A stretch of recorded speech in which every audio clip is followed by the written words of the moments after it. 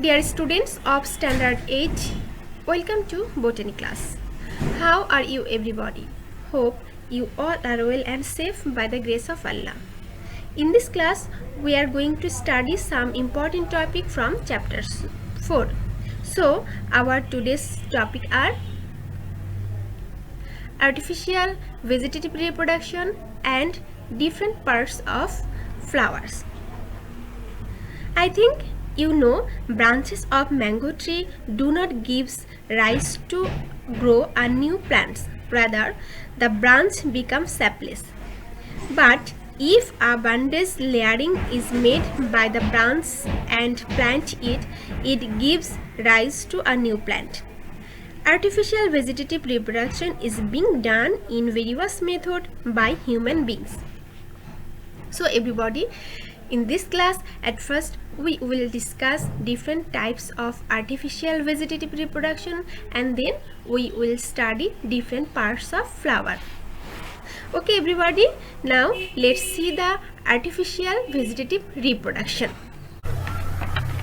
Many fruits producing plants like mango, lychee, lemon, palm, there is no vegetative reproduction, but artificially from their branches, new plants can be grown by adopting special technique.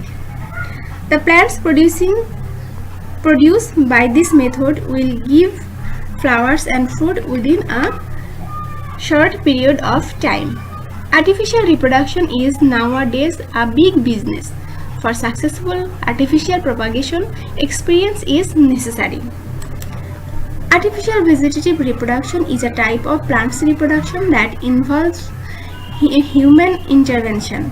The most common types of artificial vegetative reproductive techniques including cutting, grafting, etc. Now let us talk about cutting. The process by which a straight, young and fresh stem develops root and thus enable the stem to live individually is known as grafting. A cut is made in the bark of the stem where roots to be developed. Now, the cut is to be covered by soil and cow dung, and finally with the help of cellophane tape or polythene to protect the fall of soil and cow dung. This part of the stem should be kept moist by regular watering. If kept in this condition, root will grow in a couple of days. The stem with root separated from mother plant grows into a new plant after planting. Now, cutting. When the branches of plants such as cotton, rose, china rose, sugarcane, marigold, etc. are cut into pieces and planted in the soil, they often grow into new plant.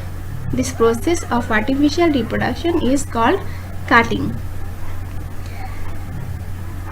You have observed that stem cuttings of rose, if put into moist soil, grows new leaves after a few days.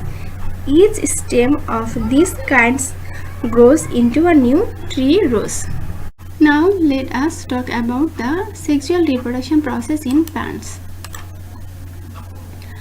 The unit of sexual reproduction is gamete, and gamete produced within the flower. So a flowering plant produces offspring through sexual reproduction. And the definition of sexual reproduction is: sexual reproduction is a process that creates a new organism by the fusion of male gamete and female gametes. And flower is the reproductive part of plant because flower produces reproductive organ. The definition of the flower: a flower is the highly modified shoot which is developed generally for the purpose of reproduction. Now let's see the different parts of the flower. The main function of flower is to propagate by producing seeds to maintain the continuity of the species. There are many flowers bloom near your school and house. First, you take some flowers among it and observe carefully. Have you seen total 5 parts in every flower? The parts of receptacle, calyx, corolla, androecium and gynoecium. If you got all those parts, then the flowers are known as complete flower. And if you did not get one or two parts, then the flower are known as incomplete flower. Some flower may have extra part under the calyx, such as China rose, that means jaba. This extra part is called epicalyx. Among these 5 parts, calyx and corolla indirectly helps in pollination. So this calyx and corolla is called accessory whorl, and androecium and gynoecium directly take part in the reproduction. So androecium and gynoecium is called essential whorl of a flower. Everybody observe the figure. This one is the longitudinal section of a complete flower. Now I will explain different parts of a flower. First one is receptacle. Receptacle usually round and developed at the tip of the floral axis. Mainly, receptacle hold all the parts of the flower, and the slender long structure which attached below the receptacle is called stalk. The flower which have stalk, they are called stalked flower, and the flower which have no stalk, they are called unstalked flower. Now next one is the outermost whorl of a flower is called calyx. Each part of calyx is called sepal. If the sepal of calyx are not separated, it is called gamosepalous, and if the sepal are separated, it is called polysepalous. Usually sepal is green in color, so sepal takes part in the production of food. Their main function is to save the inner parts of a flower from the sun, rain and attract of insect and pest. When the calyx is of different colors, it plays important role in pollination, and it attracts different animals such as insects, birds, etc.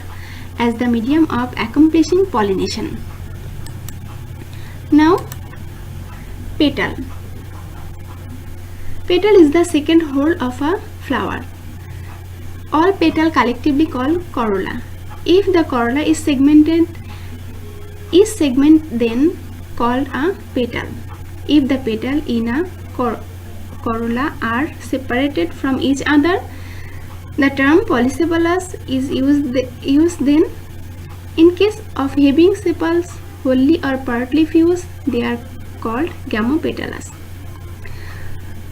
Corolla are usually colorful. They protect the inner parts of a flower from the sun and rain. Bright colorful corolla attract insects, birds, etc. and helps in pollination process. Now androecium. Androecium is the male reproductive part of the flower, and it is a essential whorl.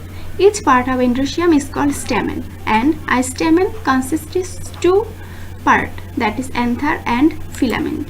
Anther and filament combinedly called a stamen. Pollen grain produced inside the anther, and in the pollen grain there are produces gamete. These gamete take part in the reproduction.